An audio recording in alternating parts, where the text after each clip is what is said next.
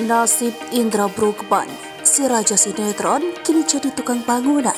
Lama tak terlihat di layar kaca, nasib aktor Indra Bruggman dikabarkan banting setir jadi tukang bangunan.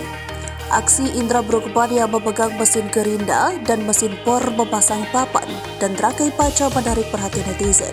Banyak yang menilai Indra sangat terampil menggunakan mesin gerinda itu. Begitupun saat dia memasang paut menggunakan mesin bor. Sebagian dari netizen memujinya sebagai tukang hebat, tampan, dan maju. Usut punya usut. Ternyata Indra Bruggman hanya menekuni hobi unik ini untuk mengisi waktu luang. Seperti diketahui, Indra L. Bruggman adalah aktor ternama di eranya. Banyak sinetron bahkan layar lebar ia bintangi.